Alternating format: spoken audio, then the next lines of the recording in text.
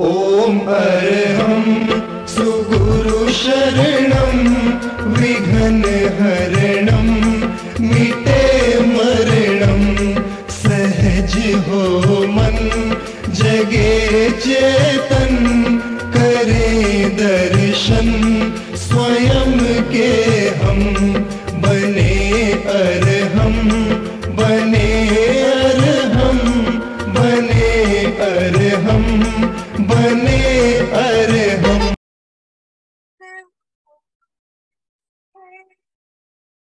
सबका मंगल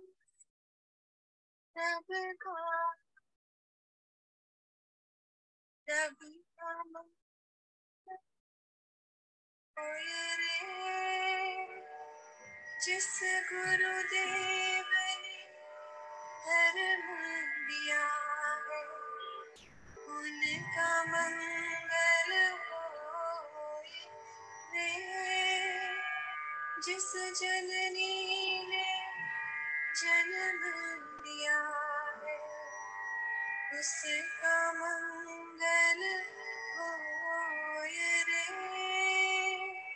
पाला पोसा और बढ़ाया उस पिता का मंगल होए रे, इस जगत के सब दुखियारे प्राणी का मंगल होए रे, जल में स्थल में और गगन में सबका मंगल होए रे।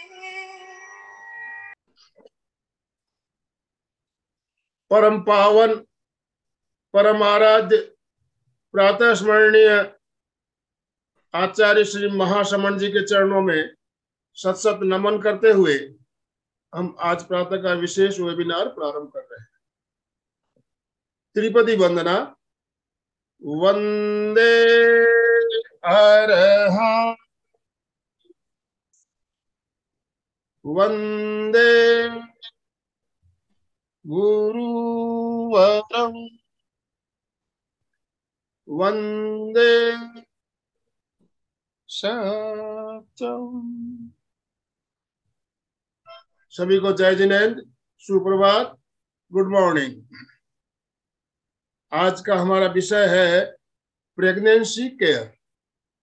गर्भावस्था में सुरक्षा संबंधित हम जानकारी प्राप्त करेंगे। तो हमारे साथ आज कोल्हापुर से डॉक्टर शिल्पा जी बेंडे हमारे साथ जुड़ चुकी है। शिल्पा जी एक जानी मानी डॉक्टर है और विशेष रूप से गर्भ संस्कार के ऊपर आप प्रोग्राम लेते रहती है। पिछले 15 सालों का इनका अनुभव है और हम भी आपसे पहले से परिचित है। हमारे यहाँ पहले भी प्रोग्राम इनका हो चुका है। तो मैं एमपी के फिटनेस क्लासेस और कल्याणम योग केंद्र की तरफ से शिल्पा जी आपका स्वागत करता हूं, अभिनंदन करता हूं। Welcome welcome welcome. बहुत बहुत आपका स्वागत, अभिनंदन। मैं आपसे निवेदन करना चाहूंगा आप आज का सेशन प्रारंभ करें। डॉक्टर शिल्पा जी मेंडे। नमस्कार, वेरी गुड मॉर्निंग, सुप्रभात। मैं पहले एमपी के फिटनेस सेंटर और कल्याणम केंद्र को बहुत बहुत धन्यवाद देती हूँ। और आपने, आनंद जी और आपके सहयोगी, आप सभी ने इतनी अच्छे तरीके से ये प्लेटफॉर्म किया है जिसके जरिए से बहुत सारे टॉपिक, बहुत सारे विषयों पे इतनी अच्छी तरह का नॉलेज आप शेयर करते हो। बहुत बहुत धन्यवाद। ये बहुत अच्छा प्लेटफॉर्म है जहाँ पे हम भी अपना कुछ नॉलेज बहुत सारे लोगों के साथ शेयर करते हैं। Thank you for giving me such a good opportunity. Thank you all. Yes, तो हम सेशन शुरू करते हैं। उसके पहले मेरा ऑडियो अच्छी तरह आ रहा है और स्क्रीन पे अच्छी तरह दिख रही है सर? Yes yes, okay. तो चलो हम स्टार्ट करते हैं। आज का हमारा टॉपिक है प्रेगनेंसी केयर। जैसे आनंद जी ने बताया कि प्रेगनेंसी केयर ये टॉपिक ही क्यों लिया, क्योंकि हमारा एक हेल्दी मी ऐप है जिसके जरिए से हम गर्भ संस्कार सेशंस ऑनलाइन लेते हैं। तो ये शॉर्ट में मेरा इंट्रोडक्शन हुआ। मैं डॉक्टर शिल्पा माने, एमडी आयुर्वेदा, कोल्हापुर से हूँ। तो आज का टॉपिक है प्रेगनेंसी केयर। तो प्रेगनेंसी के 3 स्टेजेस रहते हैं, first trimester, second trimester, third trimester. ये ट्राइमेस्टर क्या है, तो ये स्टेजेस है। जैसे फर्स्ट ट्राइमेस्टर, ये फर्स्ट मंथ टू 3 मंथ का ये पीरियड रहता है।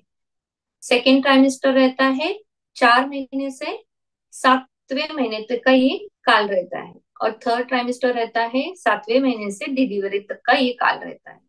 तो इस स्टेजेस में बॉडी में कुछ अलग अलग चेंजेस हुए रहते हैं, और उस तरीके से हमें हर एक ट्राइमेस्टर या स्टेजेस में हमें प्रिकॉशंस लेनी। तो पहला आता है फर्स्ट ट्राइमेस्टर। फर्स्ट ट्राइमेस्टर पहले महीने से तीसरे महीने तक का एक काल। इसमें क्या होता है कि गर्भ बॉडी में, आपके बॉडी में अभी तक स्टेबल हुआ नहीं रहता है, और बहुत सारे हार्मोनल चेंजेस आपके बॉडी में शुरुआत होने लगते हैं। तो इसकी वजह से बॉडी में कुछ चेंजेस आने लगते हैं, कुछ तकलीफें नजर आती है, जैसे कि मॉर्निंग सिकनेस, यहाँ पे नोजिया होता है, वोमिटिंग होता है, इंडाइजेशन होता है, फटीग या वीकनेस आने लगता है बॉडी में, थोड़े से मूड्स चेंज होने लगते हैं, मूड स्विंग होने लगता है। तो ये फर्स्ट ट्राइमेस्टर में क्यों होता है, क्योंकि हार्मोन्स इम्बैलेंस रहते हैं और गर्भ अभी तक स्टेबल बॉडी में हुआ नहीं रहता है। तो इसीलिए पहले 3 महीने आपको ज्यादा प्रिकॉशंस लेने की जरूरत है।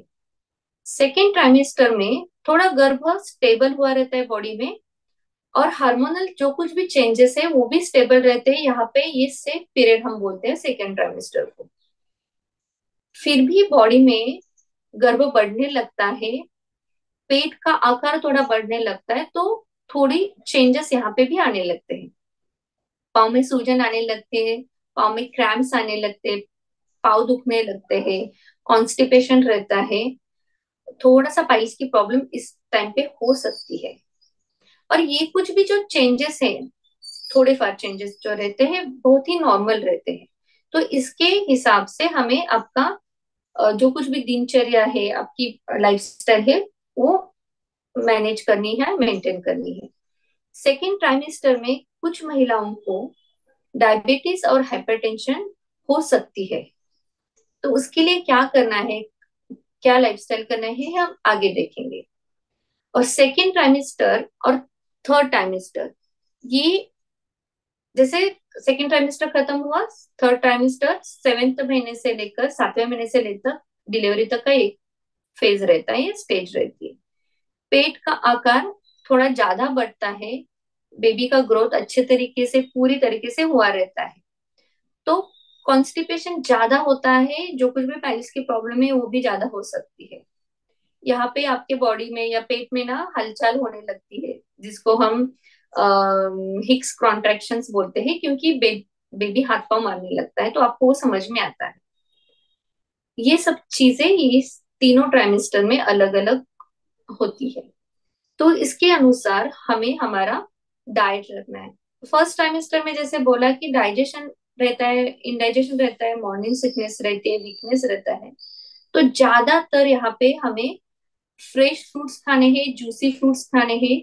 जो कुछ भी आप डाइट लेते हो वो बहुत ही लाइट लेना है, जो इजी तरीके से आपका डाइजेस्ट हो। यहाँ पे प्रॉपर रेस्ट लेना है, लॉट्स ऑफ फ्लूइड्स लेना है, जैसे जूसी फ्रूट्स या बहुत सारा पानी पीना है, और यहाँ पे प्रॉपर रेस्ट लेना है। सेकेंड और थर्ड ट्राइमेस्टर में बेबी का डेवलपमेंट, बॉडी बहुत ही अच्छी तरीके से स्टेबल रहती है। तो इसमें एक्स्ट्रा 300 to 400 कैलोरीज की जरूरत रहती है, क्योंकि बेबी का ग्रोथ होता है। तो 300 to 400 कैलोरीज की यहाँ पे जरूरत रहती है एक्स्ट्रा। तो ये देखा हमने। लेकिन ये तीनों स्टेजेस में तीन चीजें ये बहुत ही ध्यान देनी है, कि जब से प्रेगनेंसी रहती है तब से 3 चीजों पे ज्यादा ध्यान देना है। आपका आहार, डाइट आप क्या लेते हो, निद्रा आपकी नींद, और व्यायाम। ये तीनों चीजें जब आप अच्छी तरीके से मैनेज करते हो ना, तब आपकी pregnancy healthy and happy pregnancy कहलाती है। क्योंकि यहाँ पे आपको कम से कम तकलीफ होती है जब भी आप तीनों चीजें अच्छी तरीके से मैनेज करते हो। पहला है आहार, आहार में ना ये चीजें रहती है कि आहार क्या लेना है, कब लेना है, ये बहुत ही इंपॉर्टेंट रहता है। मैं हर बार बोलती हूँ कि आप जो कुछ भी खाते हो ना, वो आपकी प्रकृति के हिसाब से खाओ। जैसे आपकी प्रकृति है, आपका पित्त का प्रॉब्लम है, पित्त की प्रकृति है, तो आपको ऑयली स्पाइसी चीजें अवॉइड करनी है, टाइम पे खाना है, और बॉडी में हीट ना हो, पित्त ना बढ़े, ऐसी चीजें आपको खाना है। आहार में आपको हेल्दी चीजें ही खाना है। भले आपको कुछ खाने की इच्छा होती है, चटपटा खाने की इच्छा रहती है, क्योंकि प्रेगनेंसी में होता है, विच इज वेरी नेचुरल कि आपको कुछ अलग अलग चीजें खाने की इच्छा रहती है, लेकिन वहां पे आपको माइंड को बताना है कि आपको नहीं खाना है, क्योंकि जो कुछ भी खाते हो आपको हेल्दी खाना है। क्यों खाना है पता है? क्योंकि जो कुछ भी आप खाते हो ना, उसका असर बेबी के फिजिकल ग्रोथ पे तो होता ही है, लेकिन मेंटल ग्रोथ पे भी होता है। इसीलिए सात्विक चीजें क्या रहती है, शायद आपने सुना भी होगा कि सात्विक चीजें होता है कि जो डाइट आपको इजीली डाइजेस्ट हो, इजीली उसका पचन हो बॉडी में। हाँ, यहाँ पे आपको ये फास्ट फूड वगैरह जैसी चीजें आपको अवॉइड करनी है। जंक फूड कुछ भी है, फास्ट फूड कुछ भी है, कोल्ड ड्रिंक्स है, आइसक्रीम है, तला हुआ, नॉनवेज, ये सब चीजें, ये सब तामसिक फूड में आता है, ये आपको अवॉइड करना है। और ज्यादा से ज्यादा सात्विक फूड, फ्रेश फूड घर का लेना है। और सबसे जरूरी बात, कब खाना है, तो टाइम पे खाना है। सुबह आपको 8 से 10 बजे तक खाना खाना है, ब्रेकफास्ट करना है। 12 से 1 बजे तक यहाँ पे आपको लंच लेना है। 7, 7:30 बजे से पहले आपको डिनर करना है ये। और रात को सोते समय थोड़ा सा दूध आपको लेना है। जो इंटरमिटेंटली आप खाते हो तो बॉडी का पित्त नहीं बढ़ेगा, इंडाइजेशन नहीं होगा, आपको कुछ भी ज्यादा तकलीफ नहीं होगी। जैसे पहले 3 मंथ में, जैसे मैंने बोला कि नोजिया, वोमिटिंग और वीकनेस रहता है, तो यहाँ पे आपको एक्स्ट्रा कैलोरी की जरूरत नहीं रहती है। जैसा आपका मन करे, जो कुछ भी हेल्दी है, हाँ, थोड़ा सा लिक्विड ज्यादा, सेमी सॉलिड ज्यादा आप ले सकते हो। सेकेंड और थर्ड ट्राइमेस्टर में यहाँ पे आपको ज्यादा ये नोजिया, वोमिटिंग, मॉर्निंग सिकनेस नहीं रहता। कुछ लोगों का एक एक्सेप्शनल केस रहता है जिनको सेकेंड ट्राइमेस्टर खत्म होने तक भी थोड़े प्रॉब्लम्स रहते हैं, लेकिन ज्यादातर लोगों को कुछ प्रॉब्लम नहीं रहता। तो यहाँ पे आपको 300 to 400 एक्स्ट्रा कैलोरीज लेनी है। और जैसे मैंने बोला कि कुछ भी खाने की इच्छा हो तो उसमें सोचना है कि हेल्दी क्या है, वही खाना है। ओवर ईटिंग भी नहीं करनी है, एक साथ आपने बहुत सारा खाना खाया, ऐसा नहीं करना है। इंटरमिटेंटली जो कुछ भी मैंने टाइमिंग्स बोले उस टाइमिंग पे खाना है। तो दूसरा एक अभी देखो पॉइंट आता है, निद्रा यानी स्लीप। तो वो कितनी लेनी है हमें? तो रात की नींद 8 घंटे की अच्छी तरह नींद लेनी है। और खाना खाने के बाद तुरंत नहीं सोना है, इसलिए मैंने वो टाइमिंग रात का 7:30 बजे बोला है। सोने से पहले 2 से 3 घंटा आपका डिनर होना चाहिए। ऐसे नहीं कि 9 बजे खाया, 10, 10:30 बजे सोए, ऐसा अवॉइड करना है टोटल तरीके से, ठीक है? क्योंकि ये डाइजेस्टिव सिस्टम पे लोड देता है, फिर बहुत सारे प्रॉब्लम्स होते हैं। आहार और स्लीप या निद्रा आपने मैनेज किया अच्छी तरीके से, तो प्रेगनेंसी में होने वाले हाइपरटेंशन और डायबिटीज आप अवॉइड कर सकते हैं। किन लोगों को जैसे फैमिली में ही रन करता है डायबिटीज और हाइपरटेंशन, तो उन लोगों को इस पॉइंट पे ज्यादा ध्यान देना है कि डाइट आपको रेगुलर अच्छी तरीके से लेना है, जंक फूड्स अवॉइड करने, और आपकी नींद पूरी 8 घंटा लेना है। और खाने से पहले, सोने से पहले खाना 3 घंटे आपका हो जाना चाहिए। दोपहर को भी आप खाने के बाद तुरंत सोना नहीं है। दोपहर को आप ज्यादा से ज्यादा आधा या 45 मिनट्स आप रेस्ट ले सकते हो, स्लीप ले सकते हो, रेस्ट ऑफ ले सकते हो, लाइन डाउन हो सकते हो, लेकिन सोना दोपहर को आपको अवॉइड करना है। दोपहर को सोने से आपके बेबी के मेंटल ग्रोथ पे असर हो सकता है, और आगे चल के बहुत सारे प्रॉब्लम्स भी हो सकते हैं, और ये रिसर्च ने भी बताया है, ठीक है? दूसरा इसमें ऐड करती हूँ मैं आहार में कि प्लेंटी ऑफ लिक्विड्स आपको लेना है, ज्यादा से ज्यादा पानी पीना है। लेकिन पानी पीते समय आपको खाने के बाद तुरंत ज्यादा पानी नहीं पीना है। दिन में आपको हर घंटे 1 गिलास पानी पीना है और पूरा दिन में आपको 2 से 3 लीटर तक पानी आपका हो जाना चाहिए। पानी अच्छी तरीके से या ज्यादा से ज्यादा लिक्विड्स लेने से क्या होता है कि बॉडी का टेम्परेचर मेंटेन होता है, वो ज्यादा बढ़ता भी नहीं और ज्यादा कम भी नहीं होता। आपका बीपी भी कभी कभी क्या चांसेस होते हैं कि बीपी लो होने की चांसेस ज्यादा रहते हैं फर्स्ट ट्राइमेस्टर में, तो लिक्विड्स इसलिए ज्यादा लेना है। यूरिन इन्फेक्शन भी सेकेंड ट्राइमेस्टर में हो सकता है, तो लिक्विड लेने से आपका यूरिन इन्फेक्शन नहीं होगा। ज्यादा से ज्यादा आप कुछ भी खाते हो ना, वो बेबी तक पहुंचाने का काम ना ये फ्लूइड करता है या लिक्विड करता है। तो जो कुछ भी न्यूट्रिशन माता के बॉडी से बेबी के बॉडी में चले जाते हैं, वो न्यूट्रिशन पुश करने के लिए लिक्विड ज्यादा लेना जरूरी है।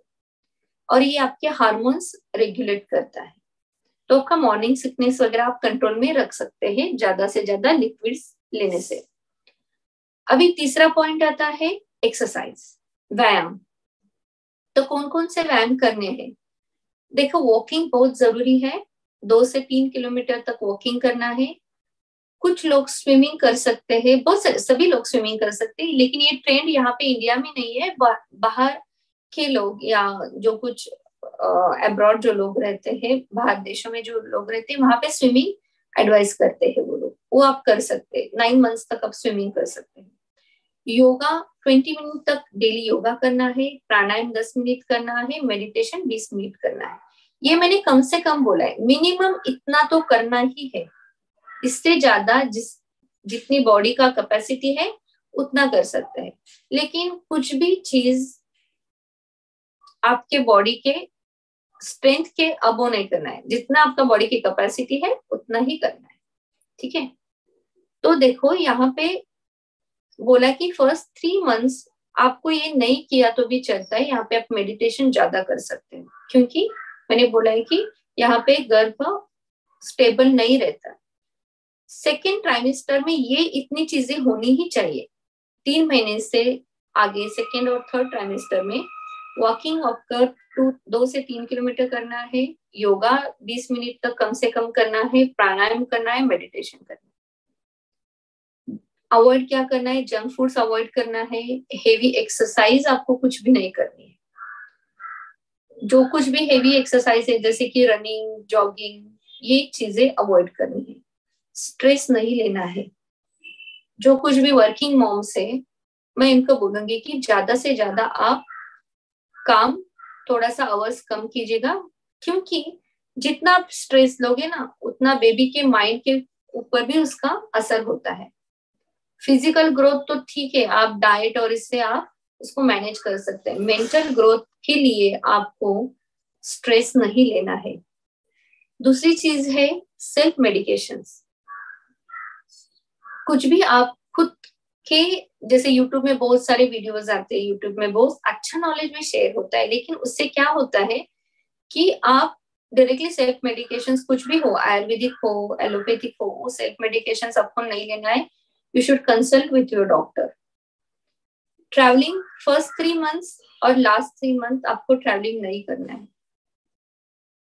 सेकेंड ट्राइमेस्टर में आप ट्रैवलिंग कर सकते हो, लेकिन वो भी जरूरत है, आपको डॉक्टर को विजिट करनी है या कुछ इमरजेंसी है, उस टाइम पे आप ट्रैवलिंग कर सकते हो। लेकिन ज्यादा से ज्यादा ट्रैवलिंग जर्की, जैसे रिक्शा है, ट्रैवलिंग से याद है कि रिक्शा 2 व्हीलर पे ज्यादा बैठना नहीं है फर्स्ट और थर्ड ट्राइमेस्टर में। सेकेंड ट्राइमेस्टर में आप कर सकते हैं, लेकिन आपका ये देखो, डॉक्टर ने बोला है आपको बेड रेस्ट लेनी है, ट्रैवलिंग ज्यादा नहीं करना है, तो ट्रैवलिंग अवॉइड करना है। और क्राउडेड एरियाज में ज्यादा जाना नहीं है, क्योंकि इन्फेक्शंस होने के चांसेस रहते हैं।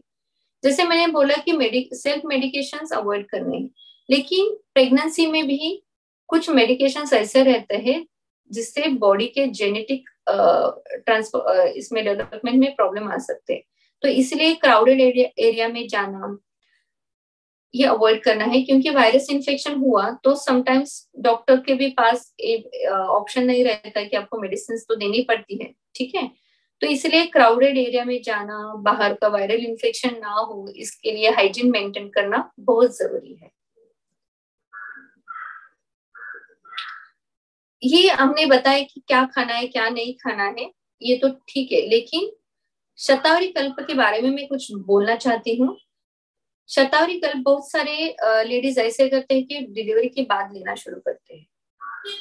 तो आयुर्वेद में क्या बोला है कि आयुर्वेद में बोला है कि 5वें महीने में आपका मिल्क सिक्रीशंस या मिल्क का डेवलपमेंट या मिल्क तैयार होने का प्रोसीजर जो रहता है वो 5वें महीने से स्टार्ट होता है। और शतावरी कल्प है जो है ना, वो क्या करता है कि जो कुछ भी मिल्क सिक्रेशन है उसको बढ़ाने का काम करता है। जिनको कुछ भी मिल्क नहीं है, दूध नहीं आता है, उनका वो दूध नहीं ज्यादा ये करता है, जो कुछ भी है उसको बूस्ट करता है। तो इसीलिए ये शतावरी कल्प है, वो आप 5वें महीने से ज्यादा लेना शुरू करोगे तो आगे चल के आपको दूध का ये सिक्रेशन अच्छी तरह होगा। तो 5वें महीने से ही शतावरी कल्प शुरू करना है और डिलीवरी के बाद भी 6 महीने तक इसको कंटिन्यूस लेना है। शतावरी कल्प आपको 2-2 चम्मच दूध में से सुबह शाम लेना है। मासानुमासिक काढ़े रहते हैं जो हर आयुर्वेद डॉक्टर सबको आपको प्रिस्क्राइब करता है। हर एक महीने का, जो पहले महीने का, दूसरे महीने का, तीसरे महीने का, ऐसे 9 महीने तक हर एक महीने का काढ़ा रहता है, उसको हम मासानुमासिक काढ़ा रहते हैं बोलते हैं। ये आपके बेबी का मेंटल और फिजिकल ग्रोथ के लिए बहुत अच्छा रहता है। और जो कुछ भी मैंने बोला है ना, डायबिटिक और हाइपरटेंशन जैसे प्रॉब्लम्स, थायराइड जैसे रहता है, बहुत सारे हार्ट्स के प्रॉब्लम भी आ जाते हैं कभी कभी, बेबी को भी आता है और माता को भी हो सकता है। तो ऐसे प्रॉब्लम्स अवॉइड करने के लिए, अबॉर्शंस अवॉइड करने के लिए ये मासानुमासिक काढ़ा लेना बहुत जरूरी रहता है। इसके बारे में आपको जानकारी कुछ चाहिए तो आप बाद में मुझे पूछ सकते हो, हाँ, या डायरेक्टली मुझे कॉल भी कर सकते हैं। दूसरा पॉइंट है यहाँ पे बॉडी ऑयलिंग। स्ट्रेच मार्क एक बहुत, हर एक माता अभी थोड़ा सा ब्यूटी और इसके लिए स्ट्रेच मार्क अवॉइड करना चाहती है, तो बहुत सारी क्रीम्स भी यूज करते हैं, मार्केट में बहुत सारी क्रीम्स भी है। तो मैं सबको बोलूंगी कि आपको क्रीम्स यूज नहीं करना है, क्योंकि क्रीम्स में केमिकल्स रहते हैं और वो स्किन से जाके अंदर एब्सॉर्ब होके वो बेबी पे असर कर सकता है। केमिकल्स रहते हैं। तो इसके लिए क्या करना है, जब से आपको प्रेगनेंसी डिटेक्ट हुई है तब से आपको बॉडी ऑयलिंग करना है। आप तिल का तेल यूज कर सकते हो, उसमें ऑलिव ऑयल डाल सकते हो या कोकोनट ऑयल यूज कर सकते हो। ये सिंपल बॉडी ऑयलिंग डेली करोगे तो स्ट्रेच मार्क्स होने के चांसेस बहुत कम रहते हैं, नहीं होते, ठीक है। और इससे बॉडी ऑयलिंग से और एक ज्यादा फायदा होता है कि आपके बैकएक्स जो सेकेंड ट्राइमेस्टर में ये तकलीफ होती है तो उसके बैकएक्स नहीं होंगे। और आपके बोन डेवलपमेंट, कैल्शियम भी ये ऑयल में, तिल ऑयल में कैल्शियम की मात्रा बहुत रहती है और वो स्किन से बहुत अच्छा एब्सॉर्ब होता है, तो बॉडी एक बैकएक उससे कम होते हैं। और वेरिकोज वेन्स नहीं होते। वेरिकोज वेन्स पता है, आपके पाँव में जो ऐसे वेन्स दिखने लगते हैं, जब आपका वेट बढ़ने लगता है तो पाँव में सूजन आती है और ऐसे ब्लू लाइन से ब्लू वेन्स दिखने लगते हैं, उसको वेरिकोज वेन्स बोलते हैं, और उसकी वजह से पाँव में ना क्रैम्प्स आते हैं। तो ये अवॉइड करना है तो बॉडी ऑयलिंग करना बहुत जरूरी है। बॉडी ऑयलिंग कब करना है, तो सुबह नहाने से पहले करना है। थोड़ा सा ऑयल लेके, उसको मसाज नहीं करना है, सिर्फ हम क्रीम जैसे अप्लाई करते हैं बॉडी में वैसे आपको ये ऑयल अप्लाई करना है, 5-10 मिनट रखना है और नहाना है। तो ये 5-10 मिनट आपको दिमाग में आया होगा कि ये 5-10 मिनट ही क्यों, क्योंकि क्या होता है कि ये ऑयल जो रहते हैं ना उसके एब्सॉर्प्शन की कैपेसिटी बहुत अच्छी रहती है, तो 5 से 10 मिनट तक बहुत है। कॉमन हेल्थ प्रॉब्लम्स क्या आते हैं, मॉर्निंग सिकनेस तो रहता ही है, हाँ, लेकिन वायरल इन्फेक्शन की वजह से, क्योंकि इम्यूनिटी भी थोड़ा लो रहती है इस टाइम पे, तो कोल्ड और कफ हो सकता है, वायरल इन्फेक्शन जड़ से हो सकते हैं। सेकेंड और थर्ड ट्राइमेस्टर में यूरिन इन्फेक्शन के चांसेस रहते हैं, नॉजिया रहता है, बैक एक्स रहते हैं, वेरिकोज वेन्स रहते हैं, जैसे एक मैंने बोला कॉन्स्टिपेशन हुआ है, पेट साफ नहीं हो रहा है, पाइल्स होता है, और कुछ लोगों को हाइपरटेंशन, डायबिटीज इसमें हो सकता है। तो यूरिन इन्फेक्शन के लिए क्या करना है, यूरिन इन्फेक्शन के लिए आपको जीरा वाटर, धना जीरा का जो वाटर रहता है, धना जीरा 1 स्पून 1 लीटर में लेके उसको थोड़ा बॉईल करना है और ठंडा होके उसको निकाल के पीना है थोड़ा थोड़ा करके। तो इससे आपका यूरिन इन्फेक्शन भी कम होता है, आपका नॉजिया वोमिटिंग इसके ऊपर भी ये बहुत अच्छा काम करता है, आपका डाइजेशन बहुत अच्छा करता है। तो आप कौन से आयुर्वेदिक मेडिसिन ले सकते हैं, जैसे मैंने बोला कि शतावरी कल्प आपको लेना ही है। कॉन्स्टिपेशन है, डाइजेशन के इश्यूज है, तो आपको त्रिफला चूर्ण 1 चम्मच रात को गर्म पानी से लेना है, इससे आपका पेट साफ हो जाएगा, गैसेस के प्रॉब्लम्स नहीं होंगे। सीतोफलादी चूर्ण, ये मेडिसिन ऐसा है जैसे आप कफ है, कोल्ड है, सर्दी और खांसी है, तो उसमें आप सीतोफलादी चूर्ण हाफ इसमें 1/4 टीस्पून आप दिन में 2 बार ले सकते हो, मध में मिक्स करके, हनी में मिक्स करके ले सकते हैं। ये आपको जरूरत है तभी लेना है, ये बहुत ही अच्छा मेडिसिन है। आगे चल के बेबी को भी आप ये सीतोफलादी चूर्ण सर्दी खांसी के लिए दे सकते हैं। थोड़ा सा थर्ड ट्राइमेस्टर में क्या होता है कि जैसे डिलीवरी आती है, आने का टाइम रहता है थर्ड ट्राइमेस्टर में, लास्ट मंथ में 7th 8th 9th मंथ में थोड़ा सा बहुत सारे अलग अलग ड्रीम्स आने लगते हैं, मेंटल स्ट्रेस ज्यादा रहता है, दिमाग में थोड़ा डर रहता है। तो इसके लिए आपको मेडिटेशन तो करना ही है, और कुछ ऐसे ज्यादा लगे तो आप ब्राह्मी वटी नींद के लिए ले सकते हो, ये इजीली अवेलेबल रहता है सभी आयुर्वेदिक मेडिकल में, ब्राह्मी वटी आप ले सकते हो, तो थोड़ा सा स्ट्रेस कम हो जाएगा। और आप शुरुआत से ही मेडिटेशन अच्छी तरह कर रहे हो, प्राणायाम अच्छी तरह कर रहे हो, योगा कर रहे हैं, तो स्ट्रेस आपका कंट्रोल में रहता है। इसलिए मैंने बोला कि आहार, निद्रा और व्यायाम, ये 3 चीजें आप रेगुलर करते हो तो आपकी प्रेगनेंसी का जो पीरियड है वो हेल्दी और हैप्पीली जाएगा, और बेबी भी हेल्दी होगा और हैप्पी होगा। तो जैसे मैंने बोला कि ये सब चीजें हैं आपको ध्यान में रखनी है। हमारा जैसे आनंद जी ने बोला कि हम ऑनलाइन गर्भ संस्कार सेशंस लेते हैं, तो उसमें ये हेल्दी मी ऐप है, वो आप डाउनलोड कर सकते हैं। इसमें कुछ चीजें ऐसे हैं जो आप डायरेक्टली डेली देख सकते हैं, योगा है, मेडिटेशन है, योगा कौन सा करना है, मेडिटेशन कौन से करने हैं। इसमें हम बहुत सारी चीजें बताते हैं कि पॉइंट थेरेपी है, अफर्मेशन है, गर्भ संवाद है, डाइट और न्यूट्रिशन, हर महीने का एक डाइट रहता है, कौन से महीने में कौन सा क्या चीज आपको प्रिकॉशंस लेनी है वो उसमें हम बताते हैं। बेबी केयर, मदर केयर, तो यहाँ पे हम कुछ ऐसे टिप्स देते हैं, जैसे नॉर्मल डिलीवरी उसमें हो सकती है तो होती है, ये सब टिप्स आप जब फॉलो करते हैं ना, उसमें हम उसको नॉर्मल डिलीवरी हैक्स बोलते हैं। ये सब चीजें फॉलो करते हैं तो नॉर्मल डिलीवरी रहती है। बेबी का left brain right brain activity रहता है उसको डेवलप करने की, 4Q डेवलपमेंट ब्रेन एक्टिविटीज रहते हैं, बहुत सारी चीजें रहते हैं, मर्म पॉइंट्स रहते हैं। जैसे मैंने बोला कि आपको घरेलू उपचार क्या क्या करना है वो हम पहले से ही बोल के रखते हैं वहां से, तो इजीली आपको छोटी छोटी चीजें रहती है। बेबी का कुछ प्रॉब्लम आता है, आपका खुद का छोटी छोटी चीजें का प्रॉब्लम रहता है, जैसे मैंने बोला कि ये चीजें हो सकती है, यूरिन इन्फेक्शन है, बैकएक्स है, सर्दी खांसी है, ये छोटी छोटी चीजों में आप आयुर्वेद मेडिसिन लेके उसको घर पे ही ट्रीट कर सकते हैं। ये सब हम इस ऐप पे आपको गाइड करते हैं, तो आप हेल्दी में आप डाउनलोड कर सकते हो। और कुछ आपको कुछ अभी जितना मैंने अभी बोला कि उसमें जो कुछ भी अपने मैंने जो मुझे नॉलेज है मैंने आपके साथ शेयर किया है, तो उसमें कुछ शंकाएं हैं, आप पर्सनल कुछ चीजें पूछ सकते हैं डायरेक्टली मुझे। तो हम अब अभी ये डिस्कशन सेशन स्टार्ट करते हैं। बहुत सुंदर तरीके से आपने बताया डॉक्टर मैम। प्रसव के बाद हमें क्या सावधानी रखनी चाहिए बहनों को, और उसके बारे में मेरी आवाज आ रही है? हाँ, सावधानी तो मैंने बोला कि ट्रैवलिंग नहीं करना है, स्ट्रेस नहीं लेना है। प्रसव के बाद, डिलीवरी के बाद, डिलीवरी के बाद, हाँ, डिलीवरी का बाद जैसे जब डिलीवरी के बाद का भी एक फेज रहता है, 1.5 महीने का फेज रहता है।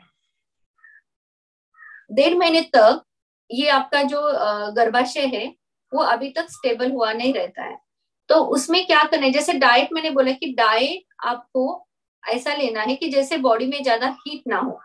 बहुत सारे लोग बहुत हीट जैसा खाते हैं, जैसे कि उसमें प्रॉब्लम आता है कि ड्राई फ्रूट्स के लड्डू ज्यादा खाते हैं, या उनको बोलते हैं कि चलो ये चीजें खाओ, आपको नॉनवेज ज्यादा खाने के लिए देते हैं तो मिल्क सिक्रेशन अच्छी तरह होता है, ऐसे कुछ बोलते हैं और बहुत खाने के लिए देते हैं। तो एक ही चीज ध्यान में रखनी है, जो कुछ भी खाते हो वो इजीली डाइजेस्ट होना चाहिए, आपको डाइजेशन की प्रॉब्लम्स नहीं होनी चाहिए, ऐसा डाइट आपको लेना है। डाइजेशन आपका अच्छा होगा तो मिल्क सिक्रेशन जरूर होगा। तो फ्रूट्स ज्यादा खाने हैं, ठंडी चीजें जैसे प्रसव के बाद, हाँ, ठंडी चीजें आपको अवॉइड करनी है। और 1.5 महीने का ये फेज रहता है। आफ्टर 1.5 month आपको योगा, प्राणायाम और मेडिटेशन स्टार्ट करना है। तो बॉडी रेगुलर और नॉर्मल फेज में आने के लिए ये चीजें आपको अफेक्ट करेगी। 1.5 महीने के बाद आप सभी चीजें स्टार्ट कर सकते हो, योगा, प्राणायाम, मेडिटेशन, एक्सरसाइज। सभी को प्रणाम, सुप्रभात, आपका दिन मंगलमय हो। मैडम ने बड़े अच्छे तरीके से एक्सप्लेन किया और सभी हमारी देवी बहनों, सज्जनों, सभी इसका लाभ उठाएंगे इसका, और इसमें कोई कमी नहीं रखी है। जो थोड़ी बहुत थी तो मैंने चैट बॉक्स में डाल दिया है। जैसे मैडम ने बोला वेरिकोस वेन या आफ्टर डिलीवरी क्या करना चाहिए, लेकिन सबसे इम्पोर्टेंट बात हम ये कहना चाहेंगे अपने विचार से कि आज की डेट में 80-90% जो डिलीवरी है वो सर्जरी से की जाती है, उसको अवॉइड करना चाहिए। वो दैट इज वेरी हार्मफुल जो सर्जिकल डिलीवरी करते हैं आज की डेट के अंदर। इसकी जो सर्जिकल बच्चे होते हैं, जहां तक मैंने सर्वे करके डाटा कलेक्ट किया है, 40 एज के बाद 50-60% बच्चे 2 बीमारियों से गिर जाते हैं। एक है ओबेसिटी या फिर उसको अर्थमेटिक, ये डाटा अवेलेबल है जो सर्जिकल बच्चे पैदा होते हैं। तो इसको अवॉइड करना चाहिए और सर्जरी कोई भी आवश्यकता नहीं पड़ती डिलीवरी के लिए। हमारे आयुर्वेद चिकित्सा में और योग चिकित्सा में बहुत सारे ऐसे साधन सामग्री हैं जिससे कि हम नॉर्मल डिलीवरी कराई जा सकती है विदाउट एनी चीर फाड़ के, और जिससे बच्चा और माता दोनों बड़े सेफ रहते हैं। आप कहेंगे तो मैं आपको बता भी देता हूं, जिसको यूज करना चाहें। गाय का जो गोबर होता है, गोबर लीजिए और उसका जूस निकाल लीजिए आप, करीब करीब 1 टीस्पून, वो बहन की पेट में डाल दीजिए आप मुंह के द्वारा। जब डिलीवरी होती है 2-3 मिनट के अंदर बच्चा बाहर आ जाएगा और कोई साइड इफेक्ट, कुछ इन्फेक्शन नहीं होगा उसका। जैसे वो अंदर जाएगा बच्चा बाहर आ जाएगा। दूसरा एक और उपाय है जिसको नहीं पी सकते हैं, एक घोड़ा वच होती है, घोड़ा वच, जो आयुर्वेदिक एक्सपर्ट है उनको मालूम होगा, इजिली मिल जाती है पंसारे के यहाँ घोड़ा वच। तो उसको थोड़ा सा घिस के पानी के साथ, उसका लेप मैडम की बैली नाभि पे लगा दीजिए आप। जैसे लेप लगाएंगे तो बच्चा बाहर आ जाएगा। लेकिन एक ध्यान रखना है, जब लेप लगाते हैं तो उसको तुरंत साफ कर देना है टिश्यू पेपर से, हल्के गर्म पानी में टिश्यू पेपर लेके साफ कर देना है। यदि आप साफ नहीं करेंगे तो ब्लीडिंग कंटिन्यू रहेगी। ये सेकंड उपाय है।